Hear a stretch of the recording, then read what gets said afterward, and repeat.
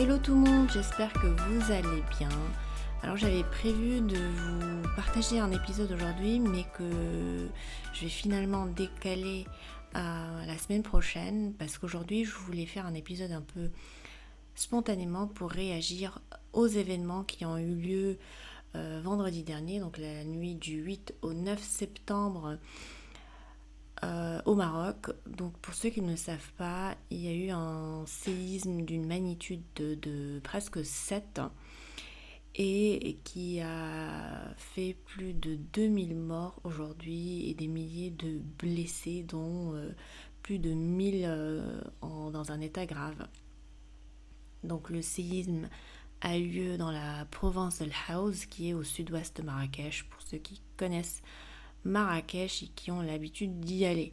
Donc il s'agit d'un village qui est à 60 km de Marrakech, mais quoi qu'il en soit, il me semble que tout le Maroc l'a ressenti, même mes parents, ma famille qui est à Casablanca, ils ont senti des vibrations et ils ont vu des choses bouger chez eux. Donc ça a été un séisme très important. Il y a déjà eu d'autres séismes au Maroc en 1960, il me semble, et plus récemment en 2004. Mais celui-ci, visiblement, c'est le plus grand séisme dans la zone. Et puis le Maroc n'est pas habitué ni équipé pour ce genre d'événement, ce genre de catastrophe naturelle. Donc pourquoi je voulais parler d'un séisme dans un podcast qui traite habituellement d'entrepreneuriat, de développement personnel, de création de valeur. Tout simplement parce que hier, quand j'étais en train de regarder un peu ce qui se passait au Maroc, j'étais tombée sur une vidéo d'une dame qui disait qu'elle avait perdu son mari et ses 4 enfants. Elle les nommait un par un. Et je m'étais dit, waouh, donc effectivement, c'est douloureux. Ça doit être éprouvant pour ces personnes les survivants, qui ont vu partir leurs proches et leur maison, donc ce qu'ils ont de plus cher. Et ça m'a fait penser aussi à un Libanais que j'avais rencontré il y a longtemps au Liban. J'étais allée chez lui avec un collègue, c'est dans le cadre de la réalisation d'un reportage.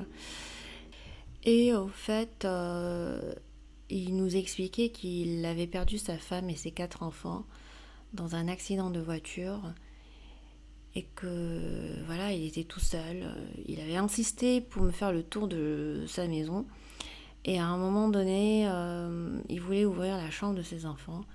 Et cette chambre-là était verrouillée à clé, donc il était en train de chercher la clé pour m'ouvrir, pour me laisser voir un peu, mais moi je lui ai demandé de ne pas faire ça, tout simplement, parce que bon, c'était sa vie et qu'il n'était pas obligé de partager ça avec moi, c'était son... Enfin voilà, c'était privé, parce que j'avais compris qu'il verrouillait la chambre, donc il ne voulait pas que les gens y ait accès, et moi je me sentais pas légitime de voir quelque chose que lui avait protégé du regard des autres. Et donc quand j'ai rencontré cette personne, elle m'a marquée, elle est toujours dans ma mémoire aujourd'hui, même plus de 15 ans que je l'ai plus revue.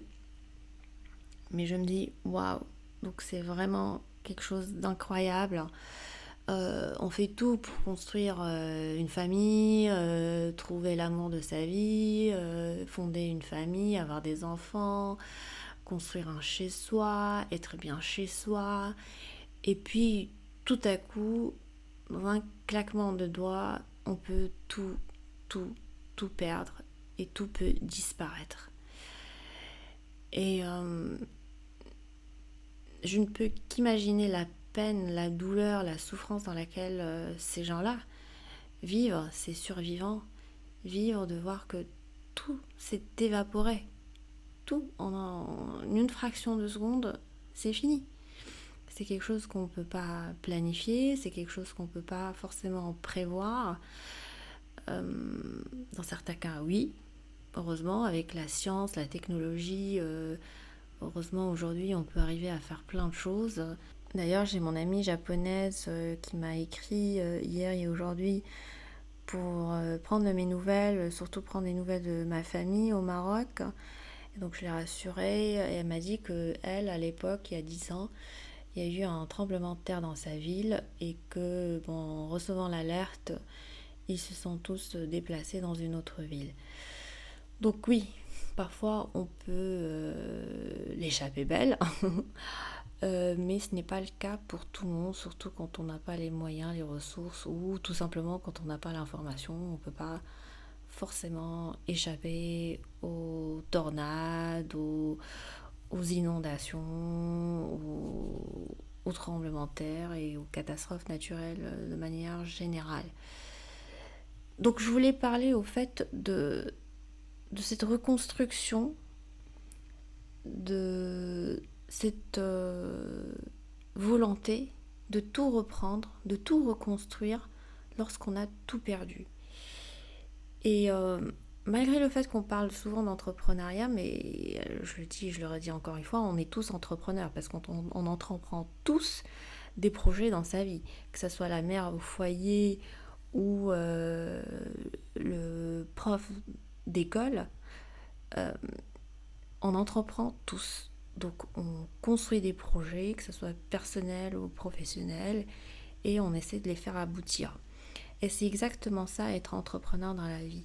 C'est être prêt à tout perdre et à reconstruire et à partir de zéro.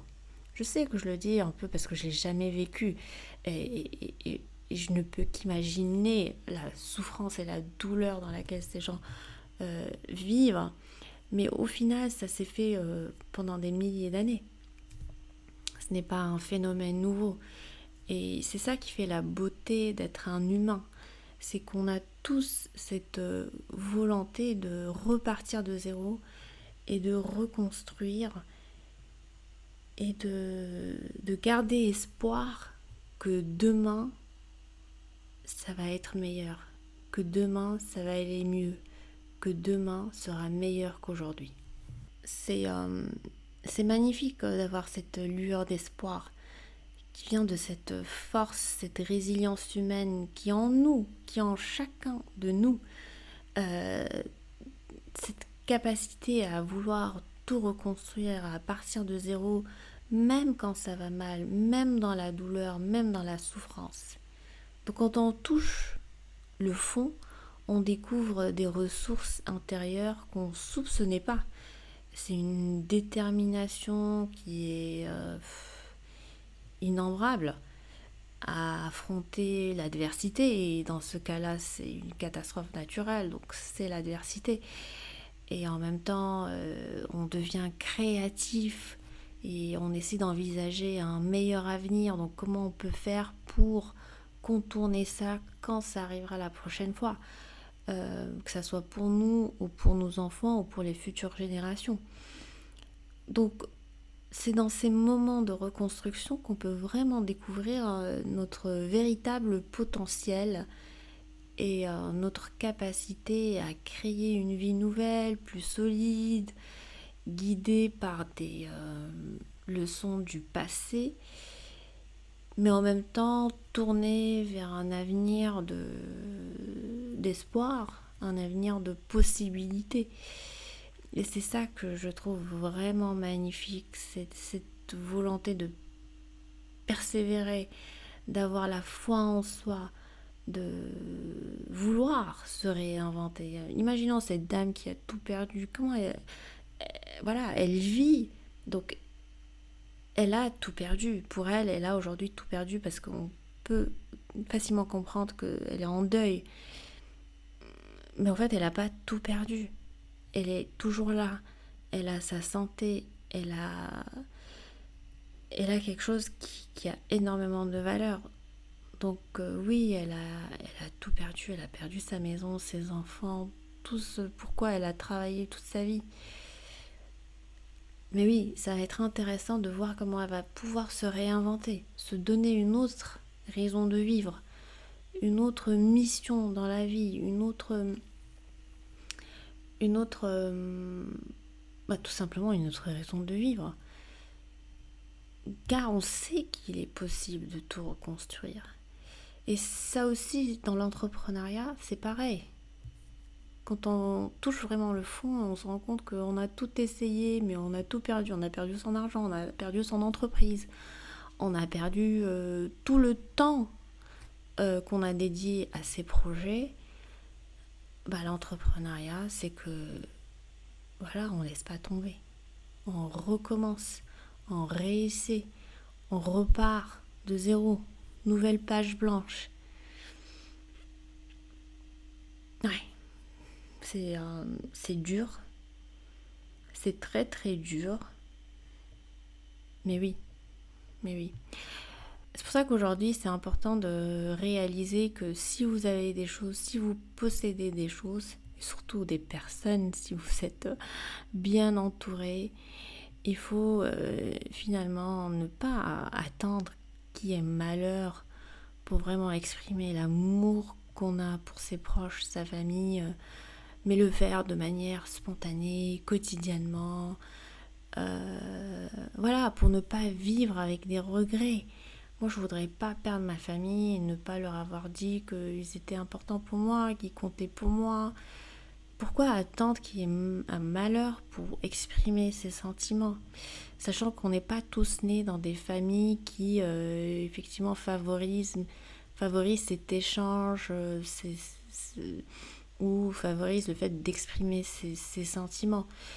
On peut ne pas dire qu'on aime directement, mais au moins le montrer, chérir ses proches, leur faire du bien, leur apporter du bien.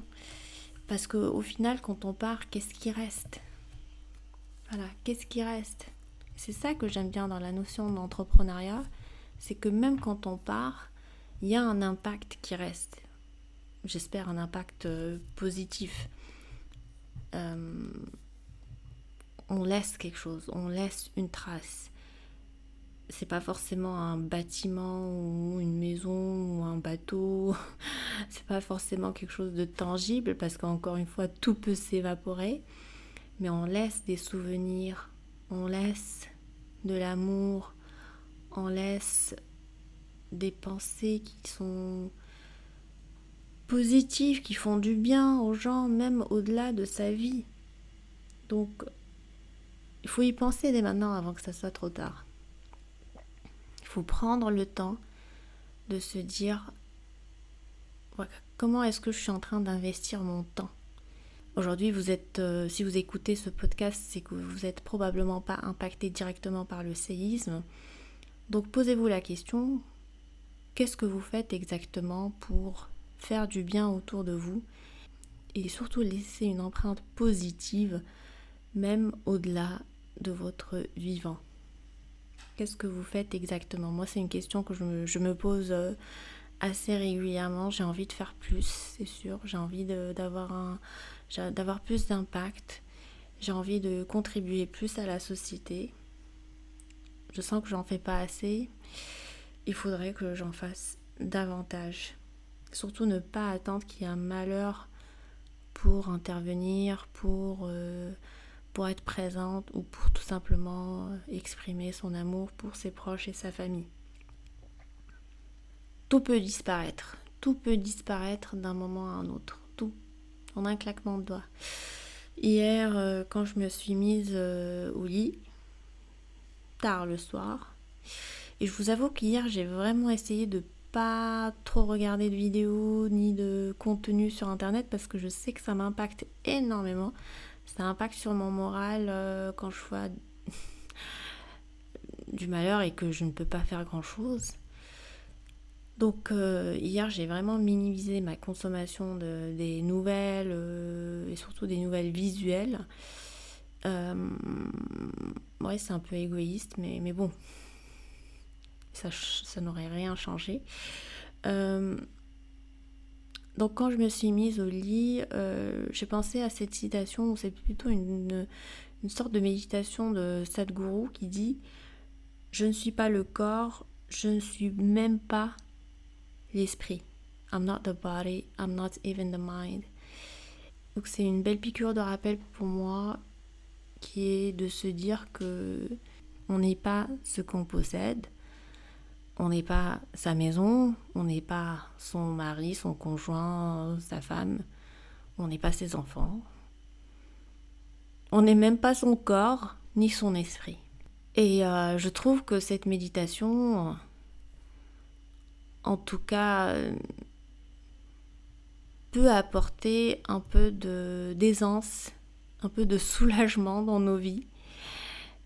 Surtout nous qui nous prenons trop au sérieux dans la vie. Et moi j'en faisais beaucoup partie avant, je suis en train de me détacher petit à petit de tout ça.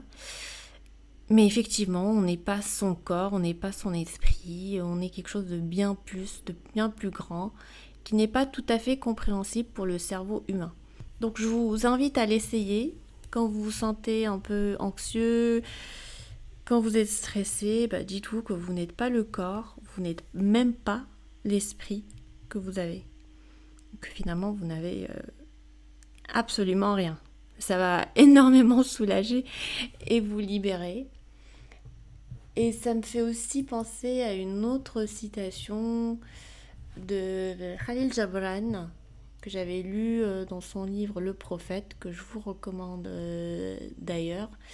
C'est un beau livre à avoir sur sa table de chevet. Je vais essayer de vous retrouver la citation. D'ailleurs, je l'ai faite lire à mon fils il n'y a pas longtemps. Je l'ai faite lire à mon fils le jour même du séisme. C'était la nuit même, j'étais pas encore au courant. Donc c'était vendredi dans la nuit. La citation dit « Tout ce que tu possèdes sera donné un jour.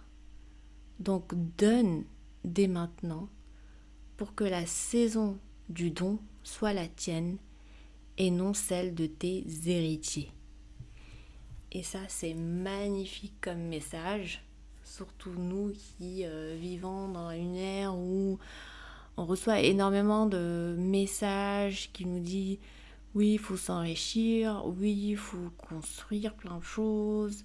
Et peut-être je fais partie de ces personnes qui disent oui, il faut créer son entreprise, être libre financièrement, etc. J'y crois fortement. Mais en même temps, il faut apprendre et savoir donner, c'est-à-dire partager. Et donc, comme dit Khalil Gibran, tout ce que vous possédez sera donné un jour. Et donc, autant donner quand on est vivant, autant donner quand on le veut vraiment, de son propre gré.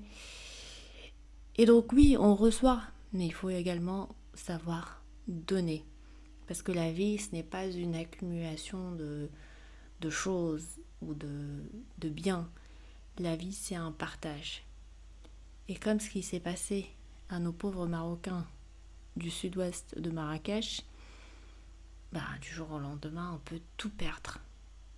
Absolument tout perdre. Aujourd'hui, s'il y a une chose à faire, c'est de se mobiliser pour pouvoir aider les personnes qui sont sur place, qui ont besoin d'aide, qui ont perdu leur maison, qui ont perdu leur famille, qui n'ont pas de vêtements, qui n'ont pas de couverture, qui n'ont pas de quoi manger. Je sais qu'il y a énormément d'associations qui œuvrent sur place. Nous qui sommes à l'étranger, c'est un peu difficile pour nous de voir un peu comment on peut contribuer. Donc on contribue en envoyant de l'argent. Mais encore une fois, faites attention à qui vous envoyez de l'argent parce que faut quand même qu'il y ait une certaine transparence. On ne sait pas comment l'argent va être déployé, utilisé. Est-ce que ça va aller dans les actions et pour lesquelles vous contribuez. Pour ceux qui sont sur place, n'hésitez pas à vous déplacer pour voir comment vous pouvez contribuer à votre échelle. Mais effectivement, on ne peut pas rester indifférent à cette situation qui est dévastatrice pour ces familles-là, mais aussi pour le Maroc de manière globale. Toutes mes prières aux victimes de ce séisme et aux blessés, j'espère, s'en sortiront. Et mes pensées les plus chaleureuses aux familles des victimes. J'aurais pas les mots pour les soulager, mais je pense à ces familles-là, aux survivants. J'espère que la reconstruction sera très vite mise en place pour eux. Mes chers amis, je vous dis à la semaine prochaine. Prenez soin de vous. N'hésitez pas à m'envoyer des petits messages. Ça me fait toujours plaisir de vous lire. Et puis, je vous dis à très vite. Au revoir.